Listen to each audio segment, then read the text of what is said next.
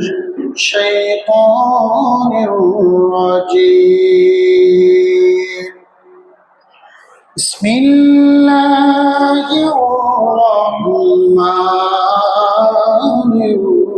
الرحيم ألا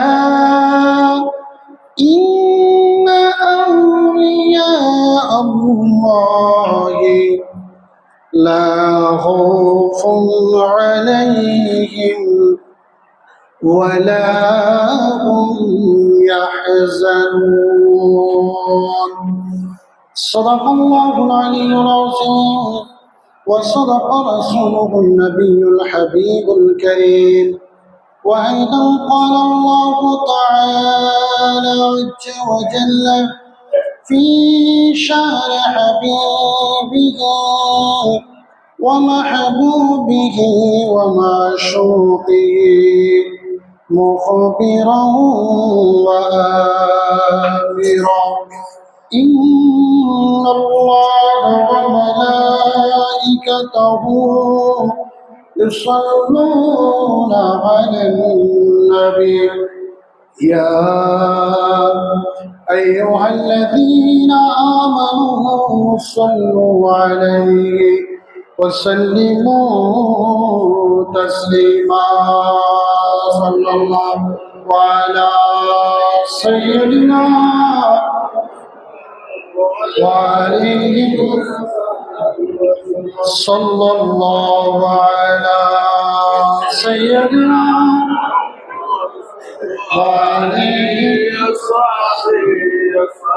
محبت روزنی پڑی اللہم صلی علی سیدنا نبینا شافعنا اللہم صلی علی سیدنا نبینا شافعنا बड़ी बड़ी करो बंदा ई बाड़ी तो तुम्हारी ना अरे कबरे होबे असली बाड़ी मठी होबे बिछाना अल्लाहुम्मा सय्यदना मुहम्मद नबियना शफीअना দিনটা খেটে করো মুমিন পরকালের ভাবনা এসেছো একা যাবে একা সঙ্গে কিছুই যাবে না আল্লাহুম্মা সাল্লি আলা সাইয়্যিদিনা মুহাম্মদ নাবিয়ানা শাফিয়ানা মাওলানা صلاة يا رسول الله سلام يا حبيب الله ایک زمانہ صحبت با اولیاء بہتراز صد صلاة بریا صلاة یا سلام يا هو الحبيب الذي ترجى شفاعته لكل هول من الأهوال مقتحم صلاة يا رسول الله سلام يا حبيب الله سبحان الله والحمد لله لا إله إلا الله بولو لا إله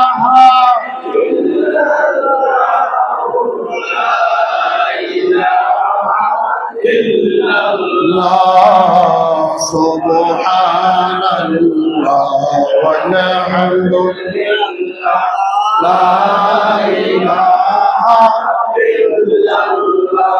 বলো লা ইলাহা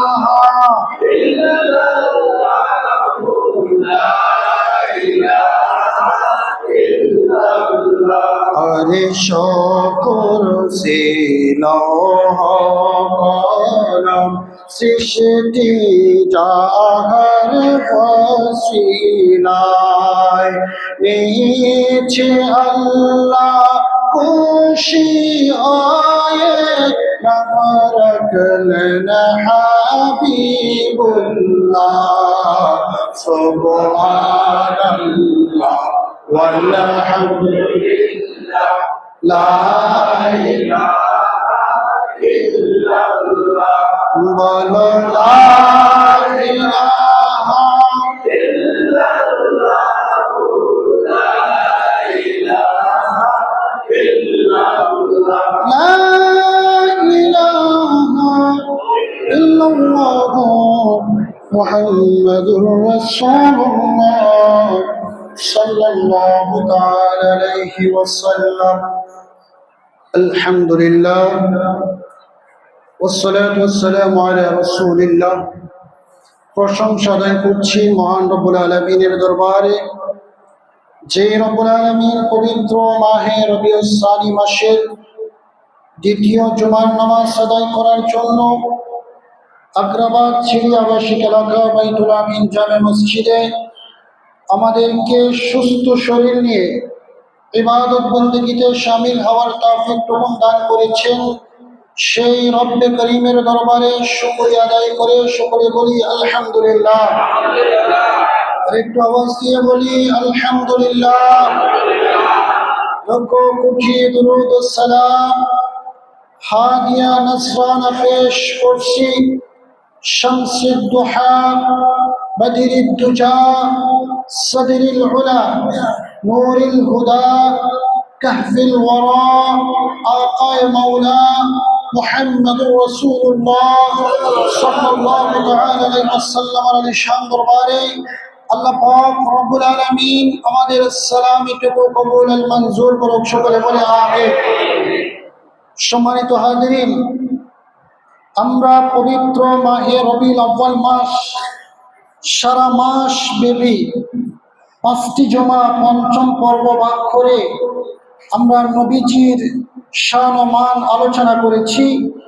যেহেতু রবিউল আউয়াল মাস শেষ হয়েছে, পঞ্চম পর্বের মধ্যে আমাদের আলোচনা আমরা সমাপ্ত করেছি, সকলে বলুন আলহামদুলিল্লাহ।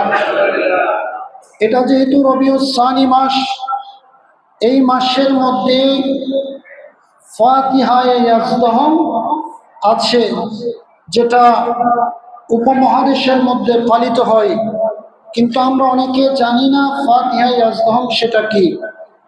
ফাতিহায়ে ইয়াজদাহম হচ্ছে, এটা হযরত আব্দুল কাদের জিলানী রাহমাতুল্লাহি আলাইহির ওরস শরীফ, উচ্চারণ বলুন সুবহানাল্লাহ। এটাকে ফাতিহায়ে ইয়াজদাহম উপলক্ষে পালিত হয়।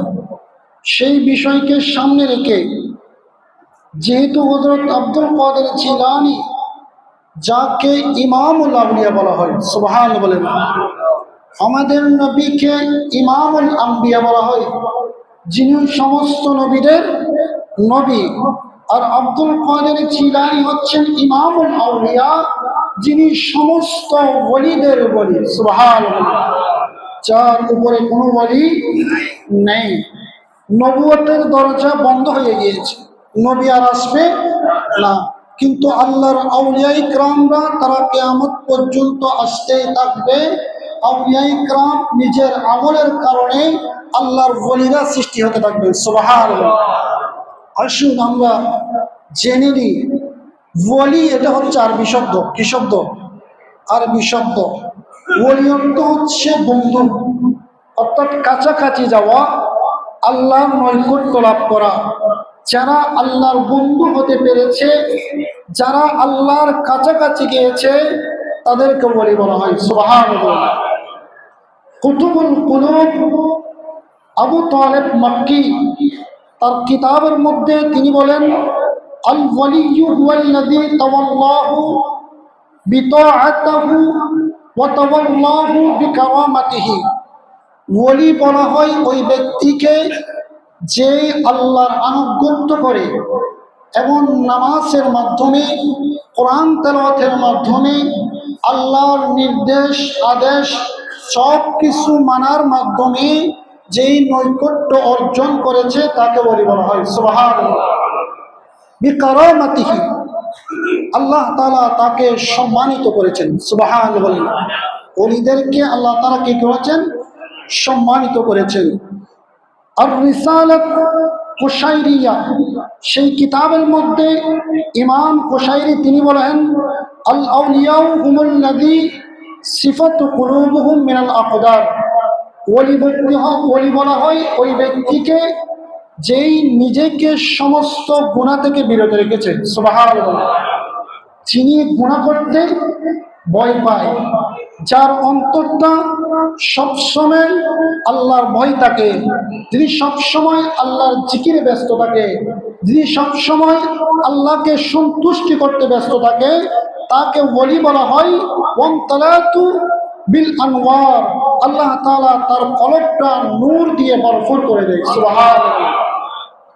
তারপরে কাশফুল মাহজুব, সেই কিতাবের মধ্যে ইমাম হুজুরি বলেন, আল ওয়ালায়াতু সামারাতুল মুহাব্বা, ওলি হচ্ছেন ভালোবাসার ফুল। কিসের ফুল? ভালোবাসার ফুল। ওয়াল মুহাব্বাতু সামারাতুত তাআ, এই ফুলটা তখন সংগ্রহ করতে পারে যখন ওই ব্যক্তি আল্লাহর ইবাদত বন্দেগী করে।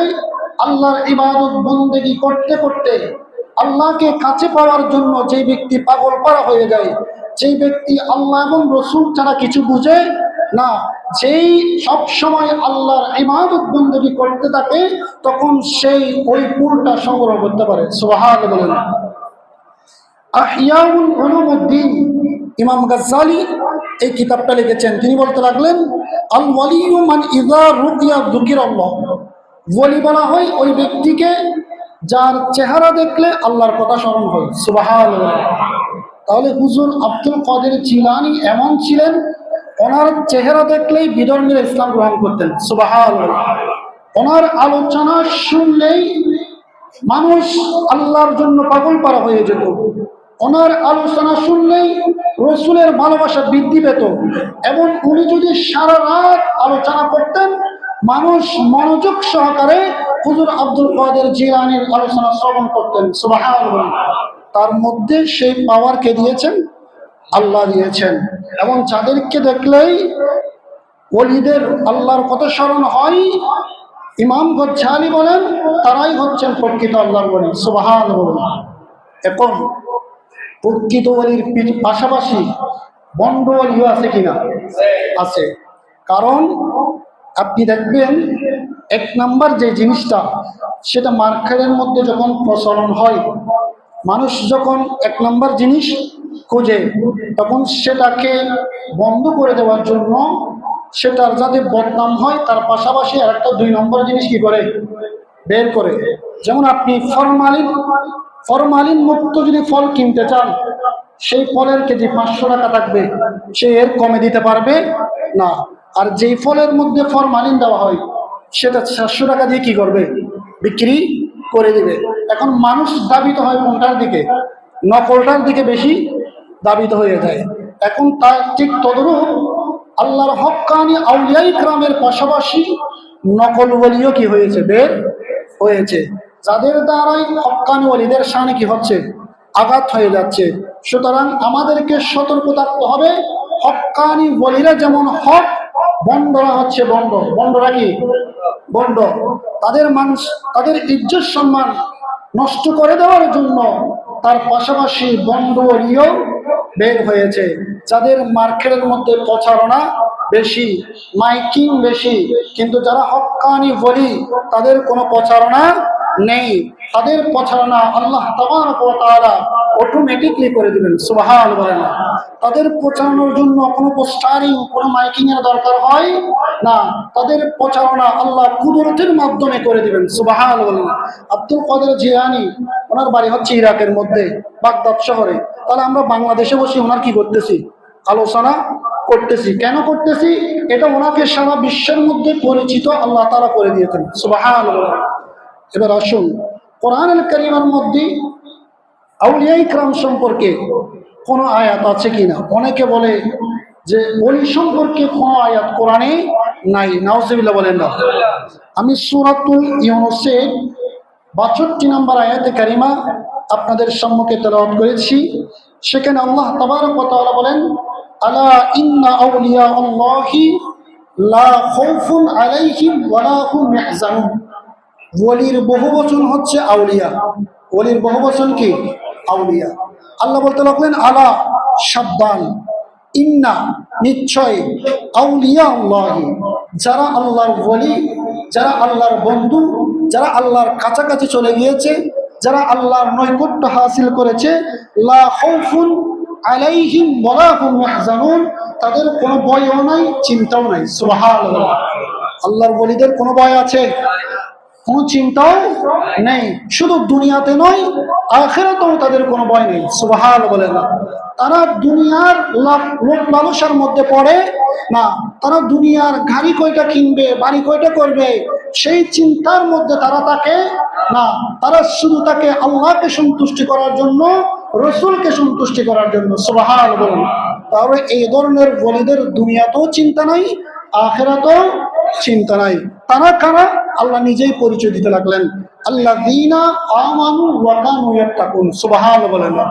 তারা হলেন ঈমানদার, ওয়া কানু ইয়াত্তাকুন, যারা তাকওয়া অবলম্বন করেছে, যারা সর্ব অবস্থায় আল্লাহকে ভয় করেছে, যারা ব্যবসা করেছেন আল্লাহকে ভয় করেছে, এবং ইনকাম করেছেন সেখানে আল্লাহকে ভয় করেছে, নামাজ পড়তে গিয়েছে সেখানে আল্লাহকে ভয় করেছে, মানুষের কাছে কাজ করতে গিয়েছে সেখানে আল্লাহকে ভয় করেছে, ব্যাংকে চাকরি করতেছে সেখানেও আল্লাহর ভয়, অফিসে চাকরি করতেছে সেখানেও আল্লাহর ভয়। যারা সর্ব অবস্থায় আল্লাহকে ভয় করেছে, আল্লাহ বলতে রাখলেন তারাই তো তাকওয়াবান, তারাই তো আমার বন্ধু। উচ্চা হয়, বলুন সুবহানাল্লাহ। এখন বন্ধু বলে কি আমি আর আপনি কি আব্দুল কাদের জিলানীর সমতুল্য হতে পারবো? আর কোনো ওলির সমতুল্য হতে পারবো? কারণ ওদের মাকাম হচ্ছে অনেক উঁচু, যাকে ইমামুল আউলিয়া বলা হয়, যার সমতুল্য কোনো ওলি পৃথিবীতে আসে নাই আর আসবেও না। সুবহান বলেন না। এরপরের আয়াতে আল্লাহ তাবারক ওয়া তাআলা বলতে লাগলেন, লাহুমুল বুশরা ফিল হায়াতিদ দুনিয়া ওয়া ফিল আখিরাহ। আল্লাহ বলতে লাগলেন যারা ঈমান এনেছে, তাকওয়া অবলম্বন করেছে, আমি আল্লাহকে ভয় করেছে, আমি আল্লাহর রেজামন্দি হাসিল করার জন্য দুনিয়ার হায়াতে জিন্দেগি কাটিয়ে দিয়েছে, তাদেরকে সুসংবাদ দিয়ে দাও, ফিদ দুনিয়া ওয়াল আখিরাহ, দুনিয়াতেও তাদের কোনো ভয় থাকবে না, আখিরাতেও তাদের কোনো ভয় থাকবে না। লা তাবদীলা লিকালিমাতিল্লাহ, আমি আল্লাহর কথা কখনো পরিবর্তন হয়, আল্লাহর কালাম কখনো পরিবর্তন হয়। যালিকা হুয়াল ফাওজুল আযীম, তারাই সফল কাম হবে। উচ্চ আওয়াজ বলুন সুবহানাল্লাহ। আল্লাহুম্মা সাল্লি আলা সাইয়্যিদিনা ওয়া আলা আলি সাইয়্যিদিনা। চুমকে কাবা বানাইয়া দেহের গড়কে মদিনা, যাই নামাজি বসে বসে দেখিব সোনার মদিনা।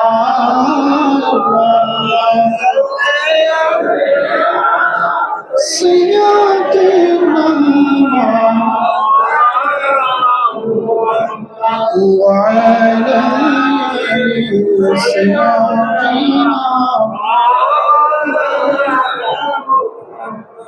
তাহলে আল্লাহর হক্কানি ওলিদের কথা কোরআনে আছে। সূরাতুল ইউনূস ৬২ থেকে ৬৪ নম্বর আয়াতের তাফসীর দেখবেন। আবার আপনি বাংলা তাফসীর দেখলে গোমরাহী হয়ে যাবেন, কারণ বাংলাতে ওরা এগুলো আনে নাই। আপনাকে আরবি তাফসীর দেখতে হবে, মূল কিতাব দেখতে হবে। তাফসীরে রুহুল বায়ান, তাফসীরে রুহুল মানি, তাফসীরে ইবনে মাজহারি, তাফসীরে কানজুল ঈমান। এই কানজুল ঈমান তাফসীরটা বাংলায় বের হয়েছে। যাদের পড়তে ইচ্ছুক আপনারা এই তাফসীরটা সংগ্রহ করবেন, সেখানে এই আয়াতের তাফসীর দেখলেই আপনি হক্কানি ওলিদের কথা পেয়ে যাবেন। সুবহানাল্লাহ বলেন। এরপর আসেন সূরাতুন নিসা 59 নম্বর আয়াত। সেখানে আল্লাহ বলেন, ইয়া আইয়ুহাল্লাযীনা আমানু, হে ঈমানদারগণ, আতিউল্লাহ, তোমরা আমি আল্লাহর আনুগত্য করো। সুবহানাল্লাহ। তো আল্লাহর আনুগত্য কিভাবে করবেন? আল্লাহর নির্দেশকে মেনে নেওয়া এবং আল্লাহকে পাওয়ার জন্য নামাজ পড়া, রোজা রাখা, যাকাত দেওয়া, আল্লাহ আপনার উপরে যে ইবাদতগুলো ফরজ করেছেন সেগুলো আদায় করা, তার পাশাপাশি নফল ইবাদত করা, সেটাই হচ্ছে আল্লাহর আনুগত্য। সুবহানাল্লাহ। ওয়া আতিউর রাসূল, এরপরে বলেছেন রসুলের আনুগত্য করো, কারণ রসুলকে পেলে আপনি আল্লাহকে পেয়ে যাবেন। সুবহানাল্লাহ। রসুল যদি আপনার উপর সন্তুষ্টি হয়ে যায়, আল্লাহ আপনার উপর সন্তুষ্টি। কারণ রসুলের সুন্নাতগুলো যখন আপনি আটকে ধরবেন, সুন্নাতগুলো যখন পালন করবেন, তাহলে রসুল কি কোনোদিন নামাজ পড়েন নাই এরকম কোন প্রমাণ আছে? কারণ রসুলের সুন্নাত, রসুলের আনুগত্য যদি আপনাকে করতে হয় তাহলে নামাজ পড়তে হবে। রসুলের আনুগত্য যদি আপনাকে করতে হয় তাহলে হারাম ত্যাগ করতে হবে। রসুলের আনুগত্য যদি আপনাকে করতে হয় আপনাকে অবশ্যই তাহাজ্জুদ গুজারি হতে হবে। রসুলের আনুগত্য যদি আপনাকে করতে হয় রসুলের সুন্নাত মোতাবেক আপনার জীবনকে পরিচালনা করতে হবে। সেজন্য আল্লাহ কোরআনে বলে দিলেন, ঈমানদারগণ, তোমরা আমি আল্লাহর আনুগত্য করো, সাথে সাথে আমার রসুলের আনুগত্য করো। সুবহানাল্লাহ। এরপরে কি বলেছেন? ওয়া উলিল আমরি মিনকুম, আমরি মানি নেতা, উলুল আমর। উলুল আমর যাদেরকে ইসলামিক নেতা বলা হয়, ইসলামিক স্কলার বলা হয়, তারা কারা? এখানে মুফাসসিরিন কিরামগণ ব্যাখ্যা দিচ্ছেন, তারা হচ্ছেন আল্লাহর ওলিগণ, যারা আল্লাহকে সন্তুষ্ট করতে পেরেছে, যাদের প্রচার প্রসারণা সারা বিশ্বের মধ্যে ছড়িয়ে গিয়েছে। যেমন হযরত আব্দুল কাদের জিলানী, যেমন হযরত বাইজিদ বুস্তামি, যেমন খিন্দিল ওলি আতায়ে রাসূল খাজা গরিবে নওয়াজ, সৈয়দ আহমদ শাহ সিরকুটি। এভাবে আল্লাহর ওলিদের যে প্রসারণা হয়েছে, তাদের জীবনীগুলো তোমরা স্টাডি করো, তাদের জীবনীগুলো নিয়ে তোমরা পড়াশোনা করো। তারা যে আদর্শের উপরে ছিল, তোমরা যদি সে আদর্শ অনুসরণ করো তাহলে তোমরা তাকওয়াবান, তোমরা আল্লাহর বন্ধু হিসেবে পরিচিত হবে। সুবহানাল্লাহ। এরপর আসেন সূরাতুল মাইদা 35 নম্বর আয়াত। সেখানে আল্লাহ বলতে লাগলেন, ইয়া আইয়ুহাল্লাযীনা আমানু। প্রত্যেক আয়াতে আল্লাহ ঈমানদারদেরকে বলেছেন, এখানে কিন্তু মুসলমান বলে নাই, ইয়া আইয়ুহাল মুসলিমুন বলে নাই, বলেছেন ইয়া আইয়ুহাল্লাযীনা আমানু। কারণ মুসলমান তো সবাই, হ্যাঁ, এমনও মুসলমান আছে যারা ধর্মের ধারা কাছেও যায় না, এমনও মুসলমানও আছে। এমনও মুসলমান আছে যারা আল্লাহকে বিশ্বাস করে না, আছে না? নামে মুসলমান কিন্তু আল্লাহকে বিশ্বাস করে না। এমনও মুসলমান আছে যারা রসুলের সামনে কটূক্তি করে, যারা এই কথাও বলতে পারে যে রসুলের লাশ মোবারক রওজা পাক থেকে বের করে ফেলতে হবে, সেই হতো কিন্তু মুসলমান, সে কি মুসলমান। এমনও মুসলমান আছে যারা ইমামে হুসাইনের গলার মধ্যে কি চালিয়েছিল, ছুরি চালিয়েছিল, তো সেই হতো মুসলমান। তো আপনি সবাইকে ইমানদার বলতে পারবেন, সবাই কিন্তু মুসলমান, সবাই কি মুসলমান। এই জন্য আল্লাহ কোরআনে বলেছেন, ইয়া আইয়ুহাল্লাযীনা আমানু, হে ইমানদারগণ, আমানুত্তাকুল্লাহ, তোমরা আমি আল্লাহকে ভয় করো। কাকে ভয় করো? আল্লাহকে ভয় করো। ওয়াবতাগু ইলাইহিল ওয়াসিলা, ওয়াসিলা তালাশ করো। মুফাসসিরিন কিরামগণ এখানে ওয়াসিলা তালাশের ব্যাখ্যা করতে গিয়ে তারা বলতে লাগলেন, ওয়াসিলা তালাশ করা মানে হলো আল্লাহর ওলিদের সোহবতে যাও, তাদের আদর্শ মোতাবেক তোমাদের জীবনকে পরিচালনা করো। সুবহানাল্লাহ। এজন্য হক্কানি ওলিদের সোহবতে যদি আপনি যান, আল্লাহর ওলির দরবারে আপনি এই জন্য যাবেন, সেখান থেকে আপনার আত্মাকে আপনি পরিশুদ্ধ করবেন, যে আপনার জীবনে যেগুলো ভুল কাজ করেছিল, আল্লাহর ওলির দরবারে যাওয়ার কারণে যদি আপনি সেই কাজগুলো থেকে ফিরে আসতে পারেন, তাহলে আপনি আল্লাহর ওলিকে মেরেছেন। সুবহানাল্লাহ। ওয়াবতাগু ইলাইহিল ওয়াসিলা, ওসিলা তালাশ করো। এই মুফাসসিরিন কিরামগণ ব্যাখ্যা দিচ্ছেন যে ওসিলা তালাশ করে মানে হচ্ছে সৎ ব্যক্তিদের সাথে বন্ধুত্ব স্থাপন করা। সুবহানাল্লাহ। আপনার বন্ধুত্ব যদি খারাপ ব্যক্তির সাথে হয় তাহলে আপনি ভালো হলেও মানুষ আপনাকে কি বলবে? খারাপ বলবে। আর আপনার বন্ধুত্ব যদি সৎ ব্যক্তির সাথে হয় তাহলে মানুষ আপনাকেও কি বলবে? সৎ ব্যক্তি বলবে। এজন্য আল্লাহ বলতে রাখলেন যে তোমরা আল্লাহর ওলিদের সাথে সুসম্পর্ক গড়ে তোলো, তারা যেভাবে তাদের জীবনকে পরিচালনা করেছে তোমরাও সেভাবে তোমাদের জীবনকে পরিচালনা করো। সুবহানাল্লাহ। ওয়াজাহিদু ফি সাবিলিহি, এবং আল্লাহর রাস্তার মধ্যে জিহাদ করো। জিহাদ করা মানে এই নয় যে আপনি লাঠি সোটা নিয়ে রাস্তার মধ্যে নেমে মানুষের গাড়ি ভাঙচুর চালাবেন, মানুষের ব্যবসা প্রতিষ্ঠানে আগুন ধরাই দিবেন, এটার নাম জিহাদ নয়। এটা ইসলাম কখনো সমর্থন করে না। ওয়াজাহিদু ফি সাবিলি, এই আয়াতের আপনি তাফসীর দেখবেন, সেখানে মুফাসসিরিনে কেরামগণ বলেছেন সবচেয়ে বড় জিহাদ হলো নিজের নফসের সাথে জিহাদ করা। সুবহানাল্লাহ। আপনার নফসকে সমস্ত রকমের খারাপ কাজ থেকে যদি আপনি বিরত রাখতে পারেন, মনে করেন আপনি মোবাইল আসক্ত, অনেক যুবক এখন ইন্টারনেট আসক্ত, ইন্টারনেটের মধ্যে বিভিন্ন অশ্লীল ছবি দেখে, বিভিন্ন অশ্লীল গানে আসক্ত, রাতের পর রাত দিনের পর দিন সেই মোবাইল নিয়ে পড়ে থাকে। এই নফসের সাথে যুদ্ধ করে যদি আপনি ওই মোবাইল ত্যাগ করে আপনি যদি মসজিদে এসে কোরআন তেলাওয়াত করতে পারেন, সেটাই মুফাসসিরিনে কেরামগণ বড় জিহাদ বলেছেন। সুবহানাল্লাহ। তাহলে নফসের সাথে জিহাদ করা সেটা কি বড় জিহাদ। এরপরে বলতে লাগলেন লাআল্লাকুম তুফলিহুন, এই জিহাদে যদি তোমরা সফল হতে পারো তাহলে তোমরা আল্লাহর দরবারে মুত্তাকি হিসেবে কবুল করে নেবেন। উচ্চ আওয়াজ বলুন সুবহানাল্লাহ। এরপরে সূরাতুল মাইদার 55 নম্বর আয়াতের মধ্যে আল্লাহ বলতে লাগলেন ইন্নামা ওয়ালিয়্যুকুমুল্লাহ, আল্লাহ বলতে লাগলেন নিশ্চয় আল্লাহ হলেন মুমিনদের অভিভাবক। কাদের অভিভাবক? আমাদের অভিভাবক কে? আল্লাহ। আল্লাহ বলতে লাগলেন আল্লাহ মুমিনদের অভিভাবক, ওয়া রাসূলুহু, এরপর বলেছেন আল্লাহর রাসূল মুমিনদের অভিভাবক। সুবহানাল্লাহ বলেন। এরপর আল্লাহ কি বলেছেন? ওয়াল্লাযীনা আমানুল্লাযীনা ইয়ুকিমুনাস সালাতা ওয়াল্লাযীনা আমানু, আমানু মানে এখানে মুফাসসিরিনে কেরামগণ ব্যাখ্যা দিতে লাগলেন আমানু মানে হলো ঈমানদারগণ মুমিনদের অভিভাবক। সুবহানাল্লাহ বলেন। তাহলে আল্লাহ মুমিনদের অভিভাবক, রাসূল মুমিনদের অভিভাবক। যারা ইমানদার, ইমানদার মানে হলো আল্লাহর ওলিগণ, তারা মুমিনদের অভিভাবক। তারা কারা? আল্লাহ পরিচয় দিতে লাগলেন ইয়ুকিমুনাস সালাতা, তারা নামাজ আদায় করে। সুবহানাল্লাহ। ইমানদার কি করে? নামাজ আদায় করে। ওয়ায়ুতুনাজ যাকাতা, তারা যাকাত আদায় করে। ওয়া হুম রাকিউন, তারা সব সময় বিনয়ী অবস্থায় থাকে, তারা সব সময় আল্লাহর অনুগত থাকে, তারা সব সময় দুনিয়াবি সমস্ত লোভ লালসা ত্যাগ দিয়ে তারা শুধু আল্লাহকে সন্তুষ্টি করার জন্য ব্যস্ত থাকে। উচ্চ আওয়াজ বলুন সুবহানাল্লাহ।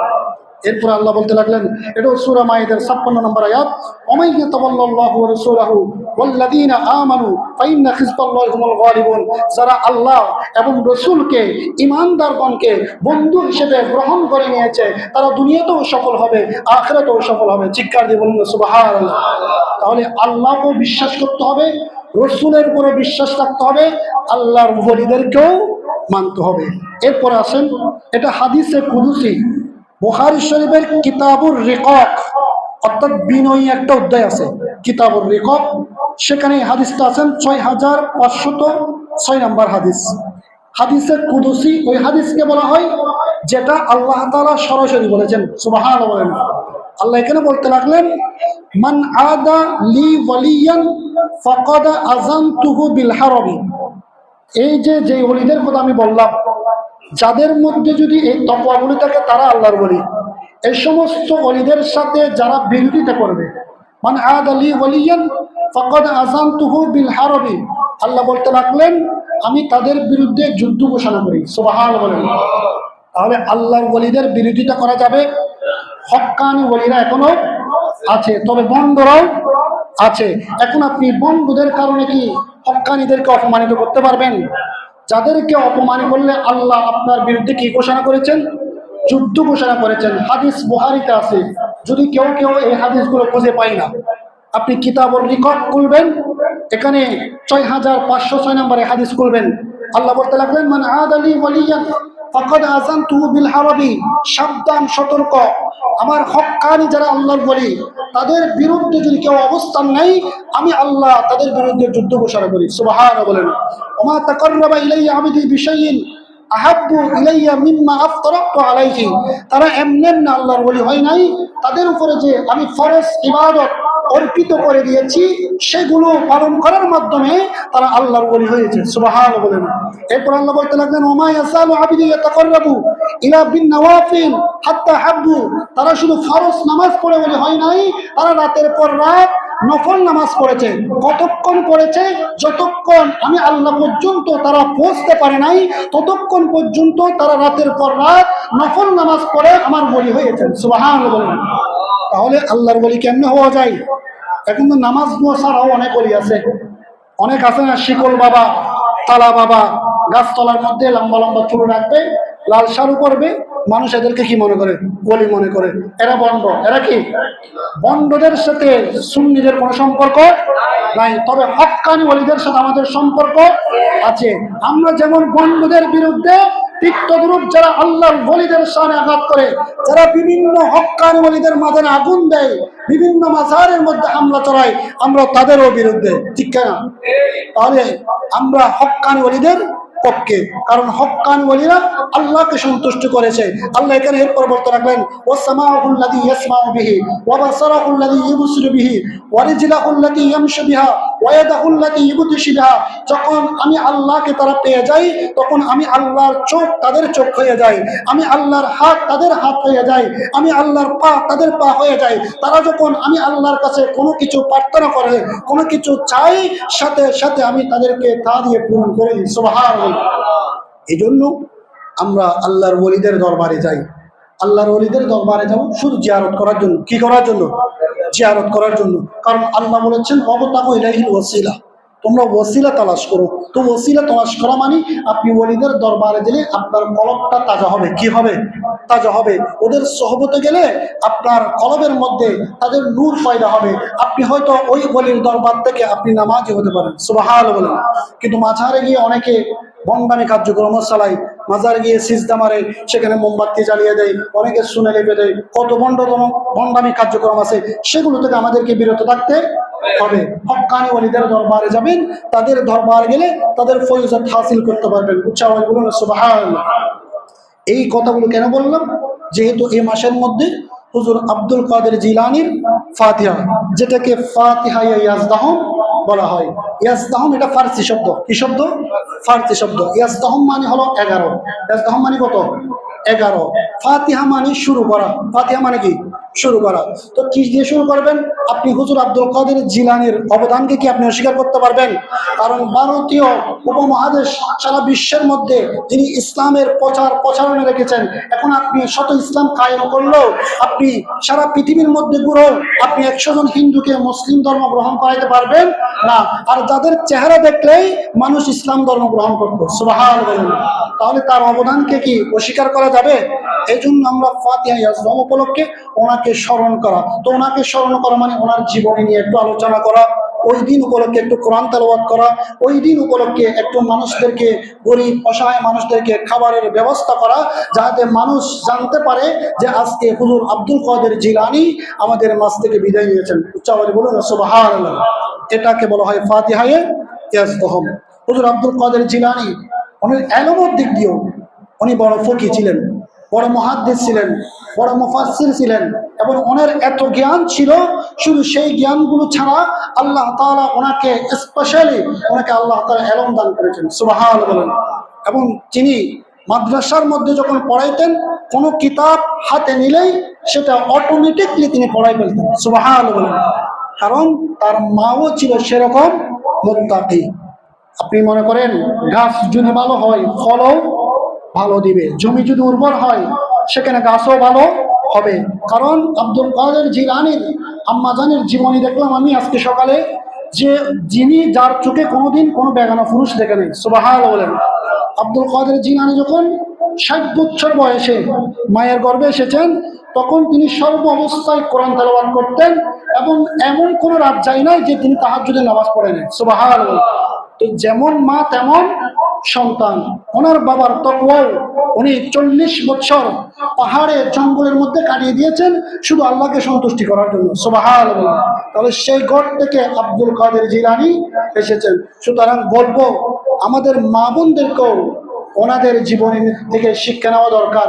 যখন সন্তান গর্ভের মধ্যে আসবে, তখন মা বোনদের উচিত হবে পর্দা সহকারে চলাফেরা করা, বেশি বেশি কোরআন তেলাওয়াত করা।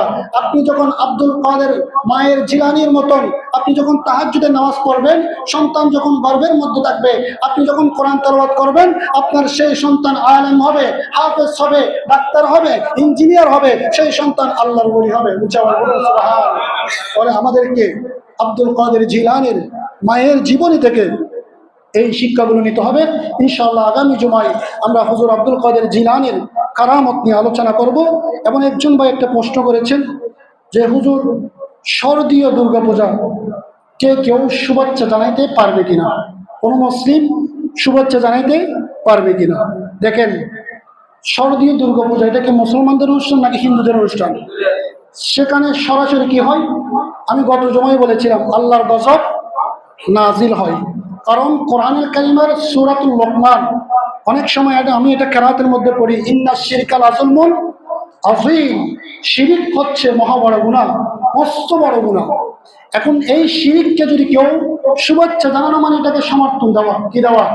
সমর্থন দেওয়া। এখন সেই যেই দলের হোক, আমাদের দেশের যেই দলের রাজনীতিক নেতা হোক, ইসলামিক হোক অনইসলামিক হোক, শুভেচ্ছা জানানো মানে সেই কবিরা গুনার সামিল হয়েছে। কিসের সামিল হয়েছে? আপনি যত বড় আলেমকে প্রশ্ন করেন একই জবাব দিবে, তার তওবা ছাড়া আর কোনো পথ নাই। কিন্তু দেখবেন ইসলামী লেবাসদারি এখন এমন পরিস্থিতি হয়ে গেছে, মুসলমানরা সেখানে গিয়ে শুভেচ্ছা তো জানাচ্ছে। এখন একজনের একটা বক্তব্য দেখলাম যে রোজা যেমন পূজাও তেমন। নাউজুবিল্লাহ বলেন না? আর কি মান থাকতে পারে? যেই রোজা ইসলামের তৃতীয় স্তম্ভ, যেই রোজা মুসলমানদের উপরে ফরজ, এই রোজার সাথে যেই পূজাকে তুলনা করেছে সেই নিশ্চিতভাবে কাফের হয়ে গিয়েছে। কি হয়ে গেছে? তার ঈমান যতক্ষণ পর্যন্ত সে তওবা করে নতুন ভাবে কালমা পড়ে ঈমান আনবে না, ততক্ষণ পর্যন্ত সেই মুসলমানই থাকবে। এই ধরনের শুভেচ্ছা জানানো জায়েজ তাই, কারণ আপনার মনে মনে ঘৃণা করা দরকার, আপনার ব্যতীত হওয়া দরকার। কারণ আপনি হেদায়েত পেয়েছেন, আপনার পার্শ্ববর্তী হিন্দুরা হেদায়েত পায় নাই, তারা এখনো গয়রুল্লাহর ইবাদত করতেছে, আল্লাহকে বাদ দিয়ে দেবদেবীর পূজা করতেছে, সেখানে আপনার ঘৃণা করা দরকার। আপনি আরো একটা ভোটের জন্য আপনি বলতেছেন শারদীয় দুর্গা উপলক্ষে শুভেচ্ছা, এ ধরনের আছে কি নাই? এটা ইসলামী দলের হোক অন ইসলামী দলের হোক, সাথে সাথে কি হয়ে যাবে? হ্যাঁ হ্যাঁ, গীতা তো পাঠ করে, গীতা পাঠ করে, এটা তো আছে, মন্দিরে গিয়ে গীতাও পাঠ করতেছে। আমার উপজেলার একজন অধ্যক্ষ, উনি বলতেছে যে আপনাদের দেবীর কাছে আমার জন্য একটু আশীর্বাদ চাই। নাউজুবিল্লাহ বলে না? কার কাছে দোয়া চাচ্ছে? দেবীর কাছে। ওরা কিন্তু আবার মাজারে যাওয়াকে বেদাত বলে। কি বলে? মাজারে যাওয়াকে বেদাত বলে, বলে মাজারে যাওয়া হারাম। আরে ভাই বেকুব, আল্লাহর ওলিদের দরবারে যেতে পারতেছো না, আর ওখানে দেবদেবীর কাছে গিয়ে বলো মাকে বলিও আমার জন্য একটু আশীর্বাদ করতে। নাউজুবিল্লাহ বলে না? আমি ওনাকে কমেন্ট করলাম যে অধ্যক্ষ সাহেব, কিয়ামতের ময়দানে কি জবাব দিবেন আপনি? আপনি তো কোরআন হাদিস আমার থেকে আরো বেশি পড়েছেন। আপনি যে বলেছেন মা দেবীর কাছে আমার জন্য একটা আশীর্বাদ চাইও, আপনি কি ইমান বিক্রি করে দিলেন? লা জবাব, আপনার কোনো জবাব নাই। আল্লাহ আমাদেরকে এদের থেকে হেফাজত করুন। এজন্য আমার যুবক ভাইদেরকে বলবো, সাবধান, সতর্ক থাকবেন। হিন্দুদের দুর্গাপূজা আসলে সেই অনুষ্ঠানের মধ্যে কখনো অংশগ্রহণ করবেন না। একজন হিন্দু ভাইয়ের একটা স্ট্যাটাস দেখলাম, উনি স্ট্যাটাসে লিখতেছে যে পাঞ্জাবি পরা, দাড়িওয়ালা, তোরা কেন আমাদের মন্দিরে আসস? তোরা কেন আমাদের পূজা অনুষ্ঠানে আসলি? আমরা কি কোনোদিন তোদের ঈদগাহে গিয়েছি? কোনোদিন তোদের মসজিদে গিয়েছি? এটা আমাদের জন্য বড় লজ্জাজনক বিষয়। এমন আরো উনি বিশ্রী ভাষায় গালাগালি করেছেন, তোরাই তো তোদের ধর্ম মানুষ না, বলে তোদের হুজুররা চিল্লায়, আমাদের মূর্তি কিছু করতে পারে না, আমরা দুর্গা পূজা করি, তোরা কেন আমাদের কাছে আসলি? এটা আমাদের জন্য কি দুর্ভাগ্যজনক বিষয়।